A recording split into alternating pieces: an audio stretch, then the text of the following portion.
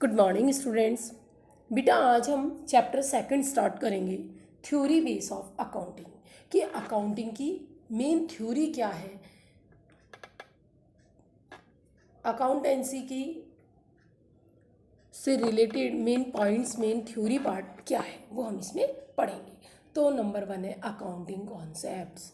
Accounting concepts क्या होते हैं बेटा? ध्यान रखना, एक बिजनेस में जब भी अकाउंट्स मेंटेन किए जाते हैं तो बेटा कुछ कॉन्सेप्ट्स को ध्यान में रखा जाता है। उन कॉन्सेप्ट्स में पहला कॉन्सेप्ट है business entity concept. Business entity concept क्या है कि according to this concept it is assume that owner of business and business are two separate entities.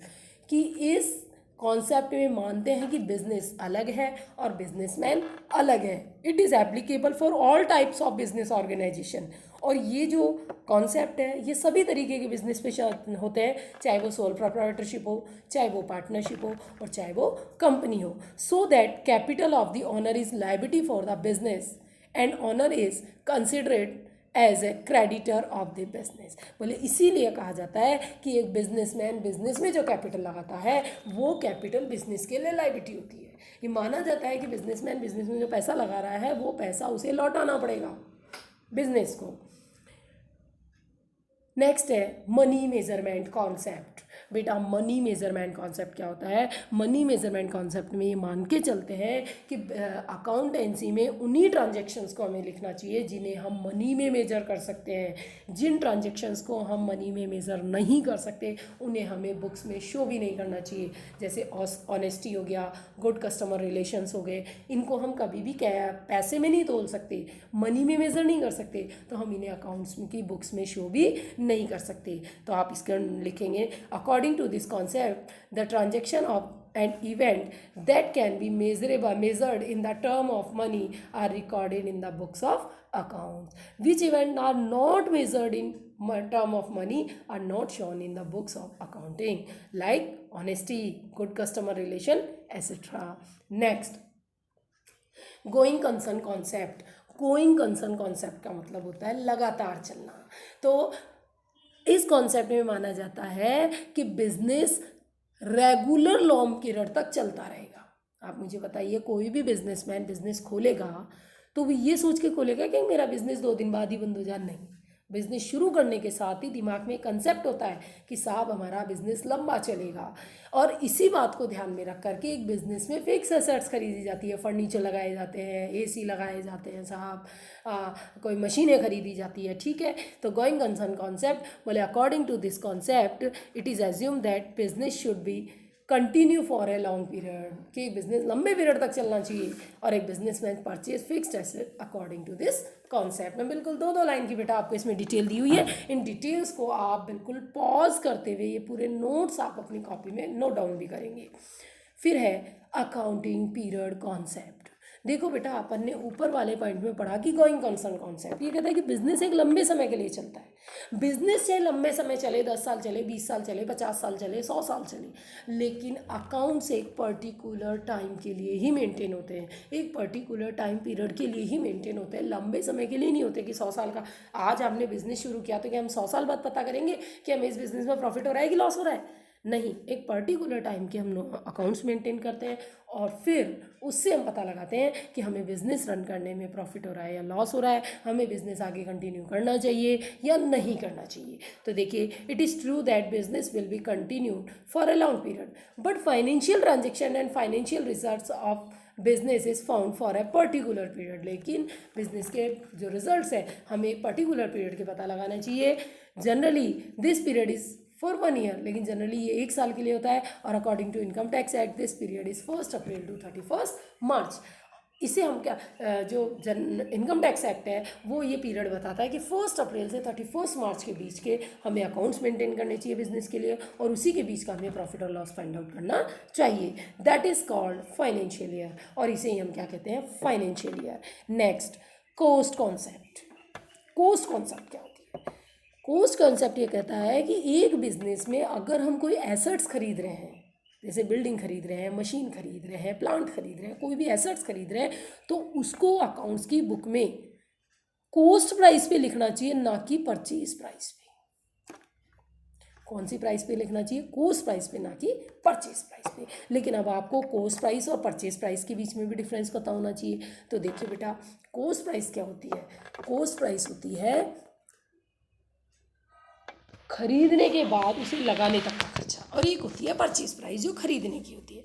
जैसे देखिए, आपने मान लीजिए एक मशीन 1 लाख रुपए में खरीदी, तो वो उसकी क्या हुई, परचेज प्राइस। लेकिन मशीन को आपने खरीदा, आपकी फैक्ट्री तक लाने में उसमें 5,000 का क्या लगा, किराया लग गया, रेंट लग गया, वेजेस लग गया, कुछ भी लग गया, और 2,000 रुपये उसके इंस्टॉलेशन के लग गए। तो आप ही मुझे बताइए, कुल मिलाकर के वो मशीन आपके यहाँ कितने की पड़ी, 1,07,000 की। तो ध्यान रखिए, हम मशीन की एंट्री जो करेंगे बुक्स में वो 1,07,000 से करेंगे, ना कि 1,00,000 से। ऐसे ही जैसे हम गाड़ी खरीदते हैं, गाड़ी की शोरूम प्राइस अलग होती है और ऑन रोड प्राइस अलग होती है, क्योंकि ऑन रोड प्राइस में वो एक्स्ट्रा एक्सपेंसेस भी क्या हो जाते हैं, ऐड हो जाते हैं, और एक्स्ट्रा एक्सपेंसेस जोड़ने के बाद ही जो एक्सपेंसेस या जो कॉस्ट आती है उसे हम क्या कहते हैं, कॉस्ट प्राइस। और हमेशा एसेट्स को उनकी कॉस्ट प्राइस पर ही शो करना चाहिए। नेक्स्ट है, और ये कह रहा है डेप्रिसिएशन शुड बी डिडक्ट, और बैलेंस शीट और ये जो आपकी एसेट्स हैं उसके ऊपर हम डेप्रिसिएशन जरूर लगा सकते हैं। नेक्स्ट है dual asset concept. Dual asset concept क्या होता है बेटा, इसके अकॉर्डिंग ये माना जाता है कि एक बिजनेस में कोई भी ट्रांजेक्शन्स होते हैं उसका इफेक्ट दो साइड पड़ता है ना, 2 अकाउंटों पे पड़ता है, जिसमें से एक को डेबिट किया जाता है और एक को क्रेडिट किया जाता है। ये ज़्यादा डिटेल मुझे बताने की ज़रूरत नहीं है, क्योंकि मैं आपको जनरल एंट्री बता चुकी हूँ, और जनरल एंट्री में आप खुद देखते थे कि हर ट्रांजेक्शन की हम 2 जगह एंट्री करते थे, एक डेबिट और एक क्रेडिट। तो कह रहा है, इस कॉन्सेप्ट में कहता है कि हर ट्रांजेक्शन का फ़र्क कम से कम 2 साइड पड़ता है, दो साइड पड़ता है, एक डेबिट और एक क्रेडिट। फिर है मैचिंग कॉन्सेप्ट। मैचिंग कॉन्सेप्ट क्या है कि इस कॉन्सेप्ट के अंतर्गत ये कहते हैं कि हर फाइनेंशियल ईयर के एंड में बिजनेस के इनकम और एक्सपेंसेस को क्या करना चाहिए, मैच करना चाहिए, कंपेयर करना चाहिए, और उससे बिजनेस के प्रॉफिट लॉस और फाइनेंशियल पोजीशन को क्या करना चाहिए, फाइंड आउट करना चाहिए। According to this concept, at the end of the financial year, income, ये एक जगह लिख देना बेटा, इनकम, है ना, बीच में एक और आएगा, क्या लिखोगे आप इसको, इनकम, ठीक है, इनकम।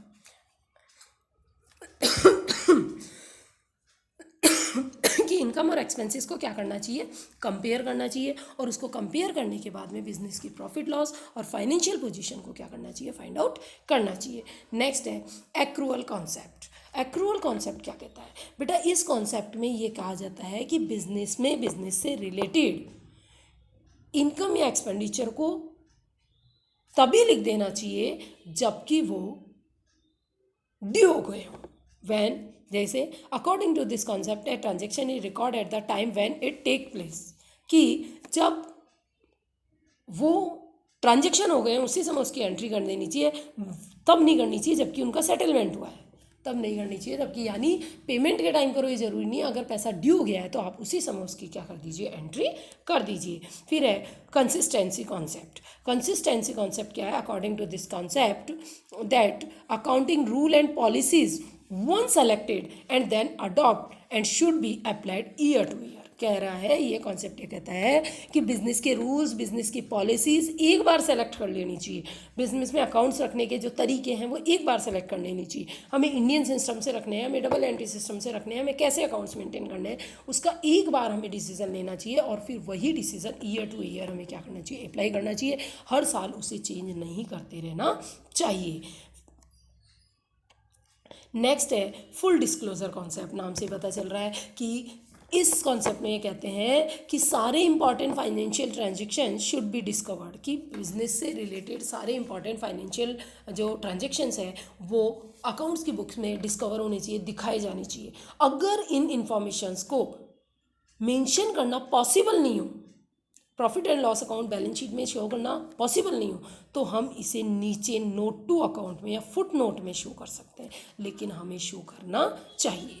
नेक्स्ट है कंजर्वेटिव कॉन्सेप्ट। बेटा इस कॉन्सेप्ट के तहत ये कहते हैं कि profit should not be shown unnecessary are, कि अकाउंटिंग में कोई भी अकाउंट्स ऐसे नहीं मेंटेन करो कि हमारा प्रॉफिट अनावश्यक रूप से बढ़ा हुआ दिखाई दे, फालतू ही बढ़ा हुआ दिखाई दे। उसके लिए हमें कुछ बातों का ध्यान रखना चाहिए। जैसे number 1, value of closing stock should be shown at market price और cost price whichever is less, कि क्लोजिंग स्टॉक की वैल्यूएशन मार्केट प्राइस या कोस्ट प्राइस जो भी दोनों में से कम हो उस पर करनी चाहिए।